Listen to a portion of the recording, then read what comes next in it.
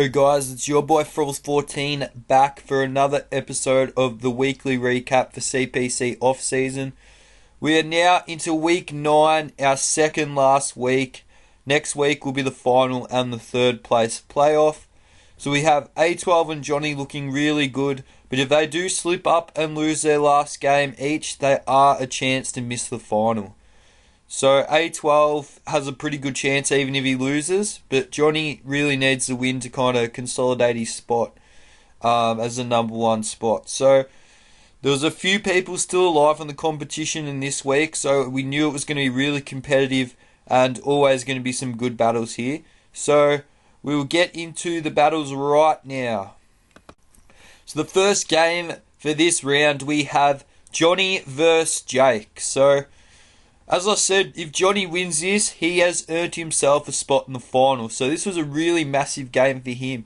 And also Jake was still alive. If he won with, I think it was +3 differential or something like that, he was a chance to get through the final as well. He needed Hiker to lose, but the first thing Jake needed to do was to win the game. So we'll get into the game. Riceball leads off with Lapani. Jake with Altaria. So he takes fake out damage here, which obviously isn't doing enough. So Riceball will switch out into his Piloswine, which looks like the Mega Alt answer. So obviously he's not going to stay in there, so he goes into his Manaphy. Earthquake does nothing. He goes into Reuniclus, sets up a Talglow. This could be really dangerous, but Scald's only doing 32%, so it is a bulky Reuniclus. Gets a crit on the Energy Ball, which sucked. But obviously Energy Ball is doing nothing to Mega Altaria, so he switches back into the Piloswine. He roosts back up. He probably could take an Icicle Crash, which he does now, I'm pretty sure. No, he sets up his Rock, sorry. He goes for the Dragon Dance. He knows he can take an Icicle Crash because Piloswine isn't the strongest Pokemon, but it is still doing enough to kind of put pressure on him. He goes for the Fire Blast. I'm not quite sure why, but so he goes to the Ice Shard and is able to take it out. That was a misplay from Jake there. Now he can Revenge Kill with Emboar, as Emboar is a very good Revenge Killer, as we know. But here, Lapani pretty much comes in and he sacks off his Manaphy. Goes for the high jump kick, just predicting a switch in. So now Metagross, obviously Lapani isn't going to stay in on a Metagross, so he goes into Reuniclus, pulls a double into Galvantula, which was a nice play. He sets up his webs there, but he does live with the Galvantula. Again, Bug Buzz is doing nothing because Reuniclus is so bulky, but he does have webs up, which could help him. Obviously here, he's going to go into the Skarmory because it's a pretty good answer to the Weavile. In saying that, it does do a lot of damage, but he can take another one, unless he was going to go for the flinch. He does roost back up. So he's sacking off the Sylveon here. But the Emboar does use Substitute. And obviously, Hyper Voice goes through the subs. That was a huge misplay from Jake. He just had to Flare Blitz there. Again, he's just getting damage off of the Metagross. Unfortunately, he does miss a Zen Headbutt, which we can see does a lot. But he gets a flinch, so it was kind of justice there. So now he goes into the Greninja. He goes to the Thunder Punch, predicting that. So the late game from Jake, he's playing very well here. We know Reuniclus can take a hit, so he goes into the Weavile, predicting a Psychic move or such, I think. He goes to the Shadow Ball, which doesn't do anything. He goes to the Icicle Crash, so he needs to flinch here to be any kind of chance in the game. And he gets it, which is good for Jake. So he can take out the Skarmory. But you'd think here that Riceball does have the game pretty much under wrap. I think the Metagross is carrying Bullet Punch. Yes, it is. So that goes down. Obviously, Reuniclus can take a hit, so that is GG unless he gets a flinch, which he doesn't. So that's a good game. Johnny booking himself into the final match of the season. So here's the summary as usual. Reuniclus was really good in this matchup for Johnny. It was really bulky. It could take hits and revenge kill. Past one did well to take out Mega Altaria. Sylveon was hitting his team pretty hard as well. And Mega Lopunny's always good. For Jake, Metagross put in a lot of work. It put a lot of pressure onto Johnny's team. And it showed its value in this game. And Emboar and Weavile did put a little bit of pressure onto Johnny's team. But it just wasn't quite enough. As I've said, Johnny books his place into the grand final the last week of the season. So well done to him. Congratulations, he's deserved it. And we're really hyped for next game, whoever he plays. Next game was Hiker versus Techno. So Hiker needed Johnny to lose to have a chance to make it through. But unfortunately for Hiker, Johnny did get the win. But Hiker was still playing for the third place playoff. And Techno didn't really have any motivation, so I thought Hiker was a good chance to win this game. He leads off with Tapu Koko and the Beedrill. Obviously, Beedrill is faster, so he doesn't risk it, and Weezing is the Mega Beedrill answer. So U-turns out. He is Rocky Helmet, so it's taking about the same damage as a U-turn. Goes into the Golem. Zygarde is a really good switch into the Golem.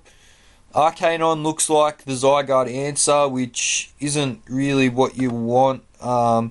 He sets up a coil now, but the Arcanine is holding Raw, which is really good building from Techno.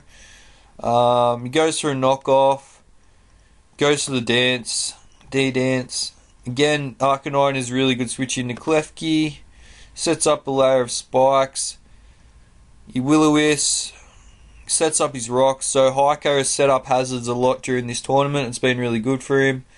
Obviously, it is defensive. Rocky Helmet Arcanine. So close combat's doing nothing. Here he wants to switch out into the Credilli, predicting a water attack, which he gets. Just goes into the Infernape, recovers, goes through close combat, eats the Chople Berry, which obviously is going to take the hit pretty well, and doesn't quite kill with Rock Slide. So this must be a bulkier Infernape set. And he's going to use his Z power, Inferno Overdrive, which even though it resists will kill from that range. Goes into Beedrill, which can revenge kill the Infernape. He has Pursuit Mega Beedrill, which takes out the Infernape. Goes into Weezing. Obviously, Techno's not going to stay in. He goes for a Fire Blast, which isn't quite able to take out the Credilli, but he is faster, so he does there. Goes into Tapu Koko. Misses the Leech Seed, which sucked.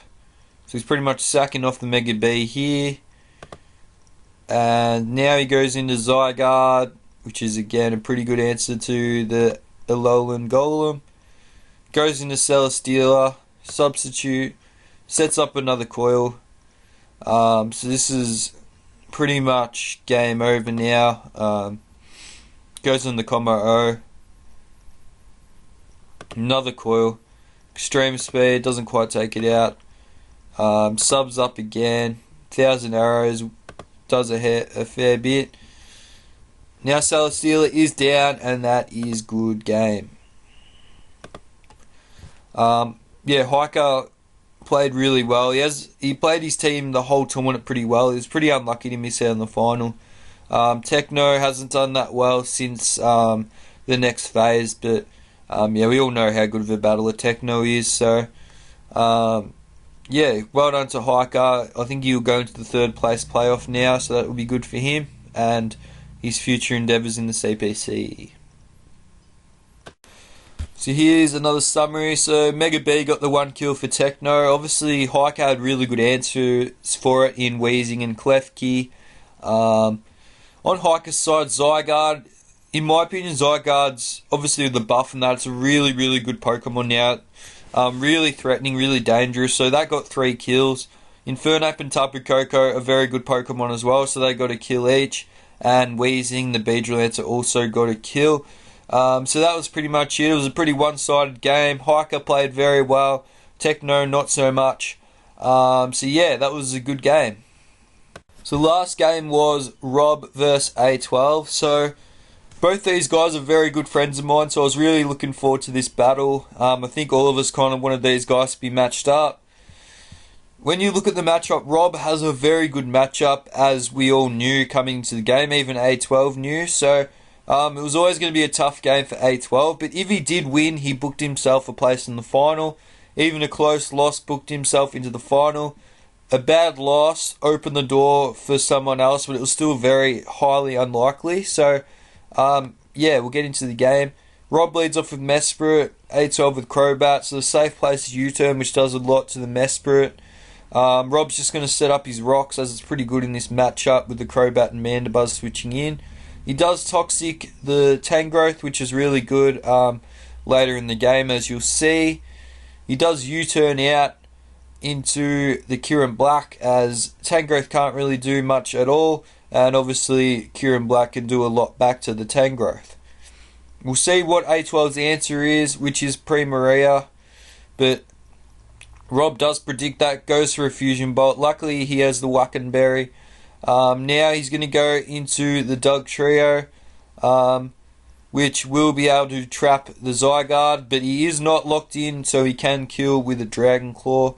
He goes into the Drapion. We'll see what the Z move is. It is all out plummeting, obviously super effective, so I don't think the crit mattered there. So that was Kyurem Black Gordon, which was good for A12. So obviously Tangrowth takes a hit pretty well from Keldeo, so Rob's going to switch out into the Mesprit again, which didn't take that very well, but has enough HP to U-turn out. He goes for a Leaf Storm, gets a crit, does a heck of a lot to the Alakazam. He switches out into Keldeo. A12 wants to leave the Tangrowth around for later. Drapion can't really do much to the Keldeo, and he's doing over 50% in return with a Scald and gets the burn. He's just going to knock off his item here, which is Lefties, and Rob is able to take him out. So it's looking very good for Rob early game. Again, Tangrowth is the answer to Keldeo, and it is getting whittled down very quickly with the poison. Mesprit just takes a Giga Drain, and again, A12 wants to save the Tangrowth. He U-turns out. He is Rocky Helmet, so that was a good play from A12, and the Mesprit is down. Goes into Keldeo. Again, A12 is running out of kind of checks to Keldeo. He is Taunt Keldeo as well. Protect. Again, it's going to whittle down the Keldeo a lot. I mean, the Tangrowth a lot. But he can't risk taking a Giga Drain here, so he pretty much sacks off the Golurk. He goes into the Mandibuzz. Goes for an Ice Punch, predicting that. So he's going to take Rocky Helmet damage. So that'll be Golurk down. Also Mandibuzz down, though, importantly for Rob. So here Alakazam can take out the Crobat, which is good for Rob again. He's going to go out into the Keldeo. Takes a Giga Drain pretty well. He's going to try and protect Stall, get a Scald off. And now pretty much Mega Sceptile just wins here. It's going to take out the Primaria. And obviously because the Tangrowth is poison, it's not going to take hits very well. He gets a lucky crit there though, which could have mattered.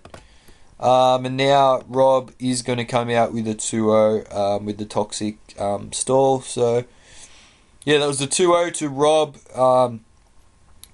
I'm pretty sure, I think Lejon had to 6-0 Turkey to kind of overtake A12, so we all knew that probably wasn't going to happen. So A12 pretty much booked himself a spot, even though with a loss there. Well played to Rob. He had two kind of bad weeks that kind of cost him. He was very unlucky not to make the final as well, being paired in A12's division. Yeah, so that was a great win for Rob over his NBA rival A12. So here's a summary. For Rob, we know Golurk he rates very highly, and I do as well now after seeing a lot of Rob's games. He does draft Golurk a lot, and it's been really, really valuable for him this tournament. Kyurem Black was good at the start to kind of stall break. Mega Sceptile late game. Alakazam and Keldeo were really good, as A12 was more of a defensive squad, so he wasn't taking those hits when his checks were going down. For A12, Mandibuzz did get 2 kills with the Rocky Helmet, so that was a good set. The rest of the team didn't really work out as he would have planned, I would imagine, and Drapion got the 1 kill. So it was a 2-0 to Rob, and a very good win over a very good opponent in A12. So here are the final standings for Phase 2. The game that I didn't go through was the Luxrays versus the Hurtiflames, which is Turkey versus Lejon. As I mentioned, Lejon needed a 6-0 Turkey, so he literally used an illegal move. I'm not sure if it was on purpose or whatever, but so he did get DQ'd. So Turkey got the win. So there wasn't real much point going through that game. It only lasted a couple of turns.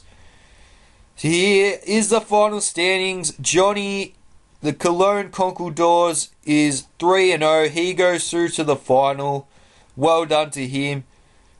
Hiker slips into the second spot, so he is in for the third place playoff. For Group 2, A12 is in first place for them, so he is going to verse Johnny, the Arkham City Delibirds versus the Cologne Conquistadors in the final of the CPC off-season. I'm going to try and do that as a live on the weekly recap, but as we know, time zones are a thing, so it's going to be tricky, but if I can, that would be awesome. And Hiker versus Turkey in the third place. I'll also try and do that as a live, but again, it's probably most likely not happening with my time zone being so different to other people.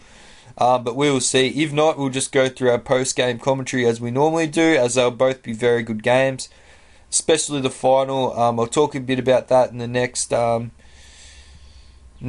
of scene. So yeah, that's the final ladder. Johnny, Hiker, Jake and Techno finishing in last place. A12, Turkey, Rob and Lejon both finishing in equal last place. So that is the ladder. So there you have it, guys. That is the weekly recap for week 9, our second last week of the off season. Been a pleasure as always.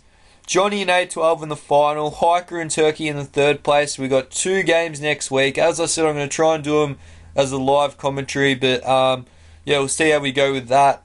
Either way, I'm really looking forward to analysing those 2 games. I'll go through them in a bit more depth than I usually do, as I've said, no one really wants a very long video, so I try and keep these as short as I can and just go through the plays and the summary. So yeah, hopefully people have enjoyed that.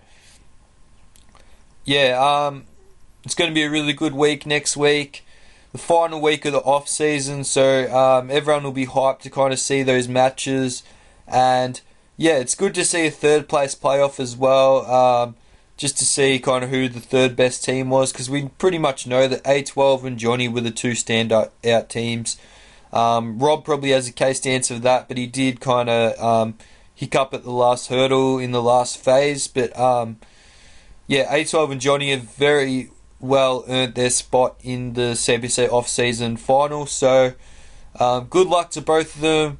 Obviously, A12 is a very good friend of mine, so I hope he does well. But I've also had a little bit to do with Johnny during this tournament. He is a really nice guy. So yeah, good luck to both, and I hope for a very hacks-free and awesome battle, which I'm sure it will be. Again, thanks guys, have a good day, and I will see you next week.